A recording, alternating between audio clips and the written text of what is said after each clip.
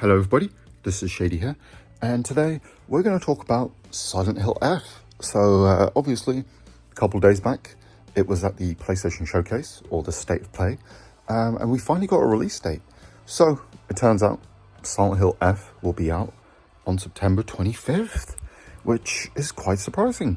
Yeah, I personally didn't think it was going to be out this year. I mean, I had a feeling that it could potentially be, but yeah, because to me anyway, it felt like, it was announced that we had the transmission, and yeah, to me, it definitely felt like it was another year out also. But yeah, I'm not going to complain. Yeah, so we've got a new Silent Hill game out, a year, basically, yeah, a year after Silent Hill 2 Remake, which is awesome. And yeah, obviously we've got the new trailer, which is playing over this. And as you can see, yeah, we've got some really cool looking enemies. Yeah, this definitely feels like, if Junji Ito was to make a Silent Hill game, pretty much, definitely has that kind of vibe to it. Yeah, beautiful looking game. I'm pretty sure it's running Unreal Engine 5. Yeah, obviously, I'm hoping it will have PS5 Pro support. Yeah, it definitely should do. Because the Pro's been out for about a year now, or will be by the time it releases. So yeah, should definitely have it. Obviously, not every game is supporting it, because like Elden Ring, Night Rain doesn't actually technically have Pro support, which is quite odd. So I guess it's not necessarily a guarantee, but I think a big Konami game will definitely have it. And yeah, what's crazy is this is basically a month after Metal Gear Solid Delta will be out, which is out in August, right? So yeah, Konami seem to be back now, pretty much. But yeah, overall, I gotta say, this game looks really good, even though it's kind of like, it's a kind of more traditional Japanese setting. Like I said, basically, Junji Ito, kind of Uzumaki inspired. It definitely has the atmosphere of a traditional Silent Hill game. Judging by it, looks like it's going to have puzzles, pretty cool cryptic kind of story. Looks like cool enemy designs. More single combat by the looks of it. You're probably not going to have too many enemies. Obviously, my biggest gripe with Silent Hill 2 Remake was the insane amount of enemies at times. Obviously, the original game, the kind of combat was kind of pointless. Like, you could just run away from enemies, so it felt like they kind of overcorrected that, and it was just, I don't know, to me, it felt like it felt like it was more like Resident Evil 4 or something, which didn't fit Silent Hill at all for me. It should not be that combat heavy. It's an element of the game, but I always think with horror games, it's better to have few strong enemies as opposed to tons of enemies coming at you. Looks awesome. We see a lot of melee-based combat as well. Some cool looking weapons. So I'm sure we probably will get a few guns here and there, but definitely like the more traditional Silent Hill games, or like classic Silent Hill.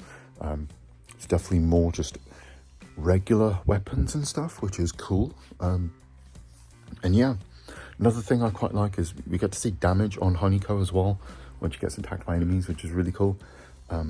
Yeah, and there's obviously going to be quite a kind of psychological element to this as well, which is really cool, which has always been a part of Silent Hill. There's a big thing in the game where it's like, is this really happening? Is it a nightmare kind of thing? So that's great. I'm sure we'll have multiple endings as well. It's really shaping up to be quite a cool game. I mean, I guess the only worry would be like technical aspects of the game, right? If it runs well. But judging by the gameplay, it looks fine to me. And I like the fact that we're seeing not a real big difference between like gameplay and cutscenes in terms of the visuals. Definitely, yeah, it looks like it's going to be quite seamless in that regard, which is awesome. I know that's quite a standard thing nowadays, obviously, but still really cool. Yeah, I just like the kind of heavy use of like the color red and everything. It just looks like a really solid game. Obviously it's available to pre-order now. It's going to be 70 quid though. It's annoying. That's kind of the standard price for games now, isn't it, I suppose. There's like a digital deluxe edition. Believe there's a collector's edition. I haven't 100% checked yet. I'm probably just going to go for the regular edition. Definitely buying this on PS5. Obviously it's coming PS5, Xbox Series systems, and PC, which is awesome. Yeah, maybe there'll be a Switch 2 release at some point, but who knows? I'm not too certain on that. But it is shaping up to be really good, and I think this is going to be kind of, you know, I'm just going to say it. This could be one of the potential games of the year. I think I mean, I'm a bit biased because I'm a huge horror game fan, so it's going to be awesome. Other kind of horror news though, kind of a cool thing at the State of Play was Resident Evil 2 and 3, the original PS1 versions, are also coming to PlayStation Classics. And what's awesome about this is, like with a lot of the PlayStation Classics, is if you owned the games back on the PS3, you get them. So it should be the same, just like with Resident Evil. I think it was Director's Cut or whichever version they released earlier, the original Resident Evil. So yeah, your purchase should carry over, which is awesome. And obviously, now that we're talking about that, I really hope, like, now that this new Silent Hill game's coming out, hopefully they can at least bring the original Silent Hill to PlayStation Classics.